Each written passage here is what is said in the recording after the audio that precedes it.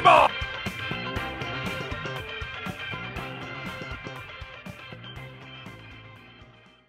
Hi, welcome to episode 2 of season 2 of 3 and Out, live at Palmer's Place Beer Garden in Grange. I'm Johnny Lombardi, along with Connor Onion for the second week in a row. As you can tell, we're going throwback week this week. Connor, I got my 90s San Jose Sharks jersey pulled out of my dad's closet. It's not quite the 90s, but I'll go circa 2003, the LaGrange Panthers, one of the best travel baseball teams in the area back in the day. Hey, taking it back to my shortstop days. Absolutely. So we have throwback day today, but, you know, not a throwback. The World Cup is currently in season right now. It's hot and heavy. USA, Germany with the tie that we talked about last week. It seems like more than a week ago that we talked about it, but USA, Germany, USA defeated 1-0, but moving out of the group. Yeah, really a lull of a game. I mean, a 1-0 game, sloppy conditions. There was a lot of rain in the area before that game, so not exactly the perfect conditions for a soccer game, but still both teams being resilient, showing a little bit of resolve, and still going to battle. And I'll give the U.S. credit. They hung tough for most of the game with one of the best teams. I think the best team in the world right now in Germany, now that Spain's out of the running. But no, really an ugly performance, but still you have to credit the effort of both the Germans and the Americans for fighting through those conditions. Absolutely, and the Mueller goal in the 55th minute, giving Germany the 1-0 lead, and all eyes were on USA, Germany, but also all eyes were on Portugal, Ghana, because for a time it looked like the United States might not advance if Ghana got another goal. Ronaldo scores for Portugal and USA. Even with a loss, as some people can't fathom it, with a loss, the United States advances out of the group for the second straight World Cup. What does it mean for this team after being put in the group of death, given no chance? Jurgen Klinsmann, with the things that he said before the World Cup, what does it mean to get out of the group for this team? Well, it was really strange, to be honest with you, because on Sunday after the Portugal game, the tie almost felt like a loss, whereas this time around, a loss almost felt like a win. Being at Grant Park for the tie, I mean, I talked about it last week, the air just being sucked out of that place, and then people were celebrating a loss on Thursday, so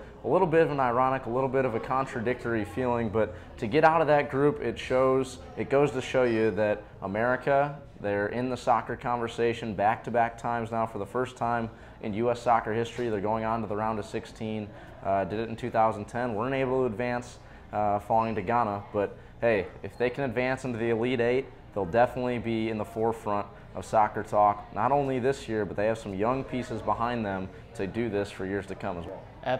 Absolutely, and let's take a look at the full group standings board throughout the World Cup outside the United States group. Kind of some shockers here as Costa Rica advances with Uruguay out of Group D. The Biting Suarez is a big deal as Uruguay advanced. Yeah, Uruguay advances, and they're without Suarez, and he apologized for his actions, but I know the Twitter sphere had a lot of fun with that. But you know, seeing him not in the tournament, it's really a shame, because you want to see the best players play in a tournament like this, and really just too bad that he had to go out the way that he did. Absolutely. Greece slips by Ivory Coast on a late penalty shot to advance with Colombia, Chile and the Netherlands, Brazil, Mexico, France and Switzerland, Argentina, Nigeria, Germany, USA, obviously, and then Belgium, Algeria. Really a wide open tournament now, and as we take a look at the World Cup round of 16 bracket, Brazil defeating Chile earlier, Colombia beating Uruguay, so it sets up for this amazing South American quarterfinal, Brazil versus Colombia. Well, Brazil escaped just by an eyelash against Chile on Saturday afternoon. On that penalty kick that hit the post at the end of the game, I was listening to it on the radio actually, and I was holding my breath. I was on the edge of my seat. I can't imagine being a Brazilian, being in the crowd and actually experiencing that as a home country fan, but I think that the World Cup, that the FIFA needs Brazil to advance on. If they were to be knocked out in the round of 16, all the interest, all the investment that the people of Brazil had in this tournament would have just been sucked right out from underneath them. So I don't want to say I'm happy to see them advance, because I try to be unbiased here on the show, but hey, for the people, you feel good. Absolutely. Anytime the host nation can advance, you feel good for those fans there. But another big game was Netherlands-Mexico. Mexico led 1-0 late. Netherlands able to snatch the victory on maybe a questionable call late on the penalty shot, but Netherlands nevertheless advances to play Costa Rica. Well, this is the criticism of soccer, whether or not flopping is warranted or whether it's strategic or whether it needs to be part of the game. In that case, yeah, a little bit of contact, but I thought that's a play on. You're a big hockey guy, and in hockey, it comes down to the last couple minutes of the game. The referee, he swallows his whistle. They don't blow the whistle. They let the players play, and in that case, in a moment, in a stage as big as that, I think it's a play on. The referee had no business of awarding a penalty in that situation. Absolutely, I agree. But nevertheless, it's Netherlands who are moving on to play the Cinderella Chile. Real quick, a preview. The United States will play Belgium in the round of 16 game. Connor, what are the keys in the match for the United States to move to the quarterfinals? Well, Belgium, a little bit of a dark horse coming into the tournament. Plenty of European talent from the club perspective on their side, but they are going to be without Vincent Kompany likely. He's 50-50 for the matchup right now with a groin problem. Also, a couple injuries biting them in the foot right now. They did win all 3 of their group games, but in a little bit of a weak group. So I'm very interested to see how Michael Bradley responds as well. If he can play, if he can regain the form that he had in the qualifying round, then the U.S. should be in very good shape, because Josie Altidore also on his way back. Jermaine Jones had a little bit of a scare at the end of the Germany game. It looks like he'll be good to go. So things are falling into the favor of the U.S. right now from the fitness standpoint, and if they can play their game, if they can play their style of football that we saw against Ghana and in spurts against Germany and Portugal, they should be moving on to the Elite Eight. Absolutely. Well, we'll look forward to that USA-Belgium game. But coming up next, we move from the Amazon to the hardwood as we recap the NBA draft. Don't go anywhere. 3 and Out live from Palmer's. We'll be right back.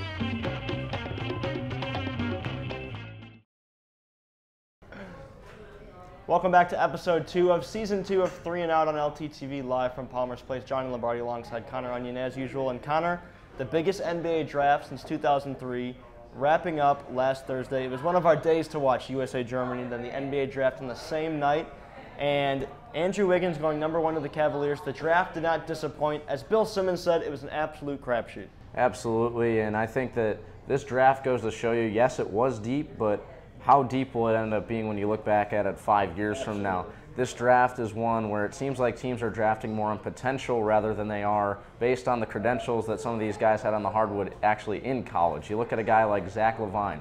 He started in 1 game at UCLA, yet he's getting drafted in the lottery. And then you look at guys like Aaron Gordon. I mean, he played 1 year at college compared to guys like C.J. Fair and Aaron Kraft, who played 4 years at schools like Syracuse and Ohio State. Tremendous output. Both of them had been to the Final Four, yet they don't even get drafted. C.J. Fair led Syracuse in scoring last year. Tremendous length. He has a nice outside touch, and one of the best programs in the nation can't even manage to get him drafted. So it's more based on what teams think you can do rather than based on your pedigree already. Absolutely. And, speaking of that, let's take a look at our side-by-side analysis of our big draft boards. And Connor, really, it was not pretty. I mean, I thought you and I would be able to do a little bit better here, but as we said, Andrew Wiggins going #1 overall. I had Jabari Parker, you had Jabari Parker. Nevertheless, Jabari Parker ends up in Milwaukee. I think that's an excellent fit for Jabari Parker in Milwaukee. I know he wants to be close to his family. It's only about an hour and a half north. New ownership there in Milwaukee. Jason Kidd, we found out, is culture kind of. Yeah, a new coach is going to be in there with Jason Kidd. Not really sure why they wanted Jason Kidd, just because tumultuous season to say the least in Brooklyn, his first year as a NBA head coach. But a new stadium is in the works there in Milwaukee as well. I know they're coming off a rough season, but with Jabari Parker, he's a cornerstone that you can build your franchise around. A lot of these teams at the top, maybe with the exception of the Cavaliers, who are in absolute win-now mode, but teams like Milwaukee and Philadelphia, I believe would be perfectly fine tanking again next year and getting in the lottery once again. I could see it, but really the expectation, the way that the draft is set up, it's so that doesn't happen. Yeah. You have the lottery, you have, as opposed to the NFL where the worst team in the NFL, they get the first round draft pick. It's set up in the NBA so that it's by chance, and even if you are the worst team in the NBA, if you do tank on purpose, you're not guaranteed that first pick. So yeah, I can see what you're saying there, but I also don't think that it's very smart, because if you do have a guy like Andrew Wiggins, I think you have to go for, I don't want to say go for a championship now, but you have to at least start building towards being a respectable franchise if you're drafting this high. Absolutely. More picks. Joel Embiid going 3rd overall, a guy that you had falling out of the top 10, a guy I had falling down to Boston at #6. I mean, the potential is there for him to be an unbelievable player, but the injury is what kept him from going #1, but he only falls to #3 to Philadelphia, a team that's willing to stash him and Dario Saric for maybe a year or two, get more picks, and then see that potential flourish. Absolutely. I had him dropping out of the top 10, not based on where I thought he would actually go, because I had a good feeling that he would still remain in the top 10, and it did. Ultimately, he probably would have been the #1 pick overall if he didn't get injured, but really a fractured foot, a devastating injury in basketball especially. He's battled back injuries in the past. He's had the foot injury now, and that really limits your mobility and your lateral quickness as a basketball player. And a guy that thrives on his athleticism. Yes, he's very skilled in the post, but still, it's a red flag. And with a deep draft, I don't think that he's a guy that I'm picking with my first, second, or third pick. Absolutely. And then Aaron Gordon taking 4th to the Magic, Dante Exum 5th to the Jazz, Marcus Smart to Boston, Julius Randle to the Lakers, Nick Stauskas a little higher than people thought he might go, goes to Sacramento, Noah Vonleh to the Hornets at 8, dropped a little bit from where we had him, and Elfrid Payton, picked 10th by the Sixers, ultimately traded to Orlando. So any shockers really in the top 10, top 15, Connor, for you? I think Nick Stauskas was a little higher than we thought he would go, and Noah Vonleh maybe fell a little farther than we thought. Well, Nick Stauskas is a guy that a lot of people just think of him as a spot-up shooter, but the reality is that he can do a lot more than that. He can handle the basketball, he can defend a little bit better than most people give him credit for, and of course he can absolutely stroke it from downtown. So a good pickup at #8. I also like the Aaron Gordon pickup at 4 for the Orlando Magic. I thought maybe Aaron Aflalo would be on the way out. We talked about maybe the Bulls picking him up. He's been in the mix with trade talks with a couple other teams, but you look at their front court, they needed a big man. You got Aaron Aflalo at the 2, and it looks like Victor Oladipo is going to be their go-to man. There was talk of him maybe sliding over to the 2, maybe being more of a combo guard, but it's looking like he's going to have to play the point. And with a guy like Kyle O'Quinn in the front court, I don't think you're winning a championship in Orlando with Kyle O'Quinn, who scored less than 5 points per game last year. So an athletic big man like Aaron Gordon, who needs to improve upon his outside touch a little bit, but a freak athlete, needless to say. Along with Elfrid Payton out of ULL, who got taken in that trade with Philadelphia, a guy that everyone's been high on, his attitude and his work ethic, is a guy that, maybe one of those guys like Damian Lillard, taken from a smaller school that ends up flourishing in a spot in Orlando. But talking about the Bulls, our hometown Bulls, trading for Doug McDermott. They traded the 19th and 16th pick to Denver for the rights to Doug McDermott. What do you think about that move by Chicago, a team in desperate need for some offense? Well, for one thing, I thought that they should have taken Gary Harris. I raved about him last week, a two-way guy. He can play... he can play maybe the 1 or the 2 in the NBA game. He came from a team system with Tom Izzo, played a couple years in college, so you know that he's very mature. He knows how to handle both failure and success. But Doug McDermott, the way I look at him like some of the other great college athletes that didn't turn out in the pros. I look at him like Tim Tebow. Tebow, 88 touchdowns in his career at Florida. And Doug McDermott, very similar. 27 points per game in his senior year at Creighton, played all 4 years there under his dad. Very well coached, but I don't think his athleticism or his skill set as a whole. Yes, he's a great shooter, but his skill set as a whole I don't think translates into the NBA game. But for the Bulls, I understand it because they traded up from late in the first round, late to middle first round, to higher in the first round, and it's a cheaper option than some of the other routes they could have gone. So understandable, yes, but I don't think that he's a franchise changer. Absolutely. And then real quick, free agency starting tomorrow for the NBA. Bulls going after Carmelo Anthony. What are you getting to meet with him first? What do you think of Derrick Rose saying that he will not recruit Carmelo? I think it's absolutely ridiculous. I mean, look at what the Heat built down in Miami. I know Derrick Rose is a humble guy. I know that if he were being recruited, he probably wouldn't want the attention. He wouldn't want people to be wooing and wowing at him if he were to come into town. But Carmelo Anthony, look where he's played. I mean, he went from Denver to New York so he could be in the limelight. He's Hollywood. He's absolutely Hollywood. That's why I could see him going to a place like Los Angeles. I know they're sort of a dark horse. They're sort of on the outside looking in the Carmelo Anthony sweepstakes right now. But I think you have to be bold. You have to be aggressive if you want to land a guy like Carmelo Anthony. Absolutely. Well, don't go anywhere. On 3 and Out, we move from basketball to hockey. Coming up next, live from Palmer's Place. 3 and Out, we'll be right back. Don't go away. Welcome back to Palmer Place here on 3 and Out. We just got done talking about the NBA offseason, but the NBA, not the only offseason, not the only professional sport right now that has a very busy offseason ahead of them. The the NHL already making some noise. The NHL draft went down earlier last week. Johnny, you're a big hockey guy. You're rocking the Sharks jersey today in the spirit of the draft last week. I mean, we all know I'm a huge Hawks fan, but I had to go with 90s throwback shirts. I know, nobody was, I mean, I wasn't accusing you of being a traitor, but hey, some people might. But anyway, outside of the Blackhawks, plenty of noise being made at the top of the draft. We talked about the NHL or the NBA draft being very deep, but the NHL draft, they have some big names coming out as well. Who are some names that we should be looking out for here in the coming years? Absolutely. Well, like we talked about, this NBA draft was really a sport-changing draft that changed a lot of franchises. The NHL, we don't really see those as much, and we definitely did not see one this year. It wasn't like there's a Sidney Crosby or Ovechkin or Taves or Kane coming out, but it was still a very solid draft. The Florida Panthers winning the lottery with the #1 pick, taking Aaron Ekblad out of the Ontario Hockey League, and the Barrie Colts with the #1 pick. A solid defenseman, Dale Talon, the former GM of the Hawks, who drafted Taves and Kane, the guy who's trying to build the same kind of franchise in Florida, sunny South Beach, trying to get the Panthers back into winning ways. A solid defensive pick for Florida, who's obviously, like I just said, they're building steady, but this draft is really deep with just potential talent, and NHL is a lot about building your talent. You very rarely see a lot of NHL guys directly going to the league first year out of the draft. It's a lot like the baseball draft. You only see a select handful of guys going straight to the league. Second pick, Sam Reinhart going to Buffalo. Tremendous pick for Buffalo, a team that really, we don't really talk about tanking that much in hockey, but it kind of tanked last year, got a lot of shedded salary, traded Ryan Miller, a complete rebuild in Buffalo after they had a nice decade before this. Leon Draisaitl, the first German player to go in the first round of the NHL draft, goes to Edmonton. Edmonton had 3 straight #1 picks, not last season, but the year before that. 3 straight in a row, still can't make the playoffs in the Western Conference. So the Oilers are really on a ticking time bomb right now of when can they explode and get that talent to really develop itself. Draisaitl can maybe have an impact. I don't see him. I see him coming up right away this year, but maybe not having immediate impact until maybe his second year in the league. Sam Bennett going #4 to Calgary. It's amazing. The Calgary Flames have been around 35 years. This is the highest they've ever drafted, is 4th overall.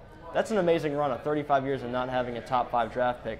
It's almost like Boston and LA. Absolutely. Not being in the lottery very often, and they're long in their history. Right? Absolutely. And so for the Flames, with the 4th overall pick, Sam Bennett, a great pick, and to round out the top 5, Michael Dal Colle going to the New York Islanders. Just a solid draft pick. The Islanders had a great draft, really, getting him and another awesome player early second round. So the Islanders are a team that made the playoffs 2 years ago, had an off year this year. They have John Tavares sitting there, a superstar in the league, trying to develop how are they going to use him. They're moving to the Barclays Center next season. So a team like the New York Islanders, where relocation is always a threat for them with their fan base. Michael Dal Colle, a very solid draft pick for them. And then the Blackhawks traded up to get the 20th pick from these San Jose Sharks, drafted Nick Schmaltz. Ironically, has been a Blackhawks fan his entire life, drafted by his favorite team. You don't see that happen every day, Connor. No, you don't. But I do really like the comparison that you made to the Major League Baseball draft, where you have to develop talent. In baseball, it's even harder to see the immediate impacts from these guys because you have to go through single A, sometimes even high A and low A, then double A and triple A.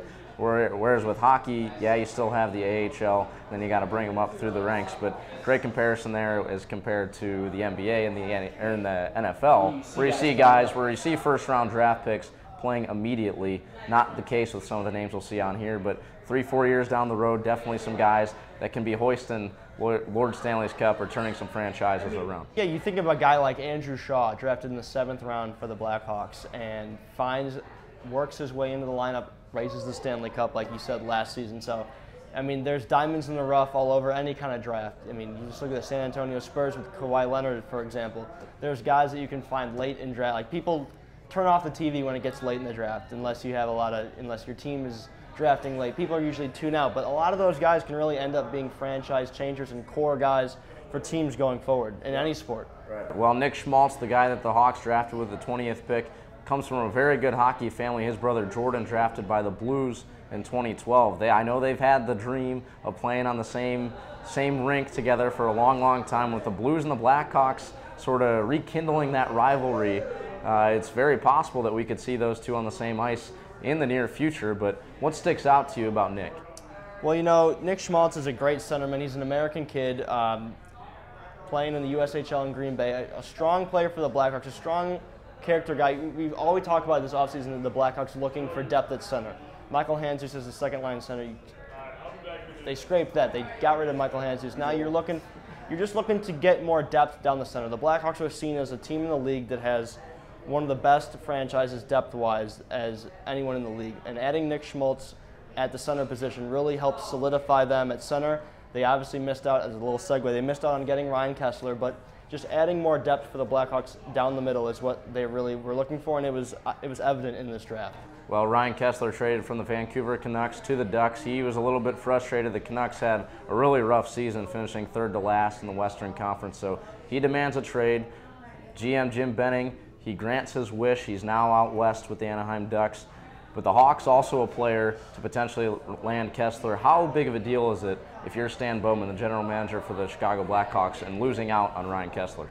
Well, I mean, it was ultimately a question of what were the Blackhawks willing to give up to get Ryan Kessler. And in the actual trade, the Anaheim Ducks gave up Nick Bonino, Spiza, and the 24th pick to get Kessler. Anaheim, another team looking for depth down the middle, looking for a centerman.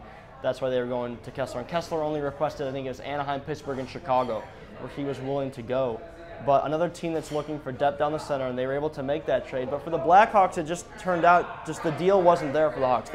Canucks were asking for too much. I think Brent Seabrook and Patrick Sharp are obviously on the table as potential trade targets, but are you willing to give up that part of the core? I know Patrick Sharp had a bad offseason, but he led the team in scoring in the regular season. I know Brent Seabrook had a bad postseason. If there's anyone that I was willing to give up for Kessler, it would have been Seabrook. But the Canucks wanted Brandon Saad and Teuvo Teravainen, two of the Blackhawks' best young players coming up, especially Teuvo coming up to fill that center role this year. It just wasn't worth it for the Blackhawks. But for Anaheim, it's perfect. They get that centerman that they've been looking for to go along with Getzlaf and Perry.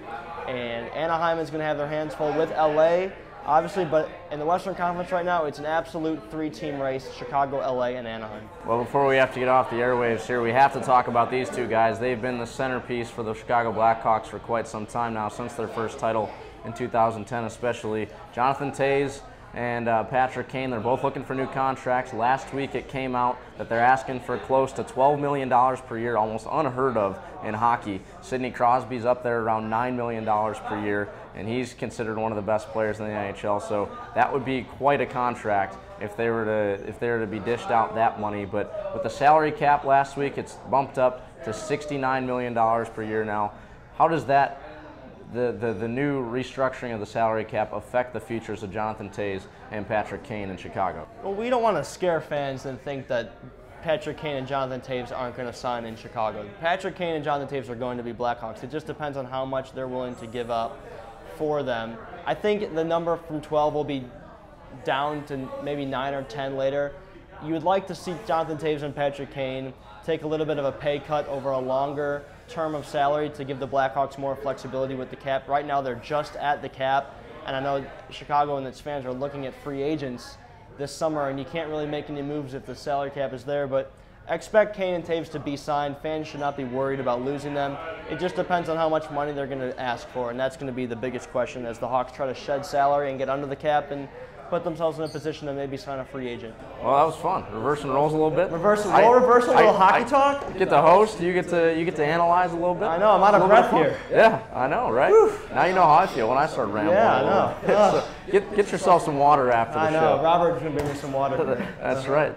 That wraps things up for this episode of 3 and Out. Though we're here every week from Palmer Place.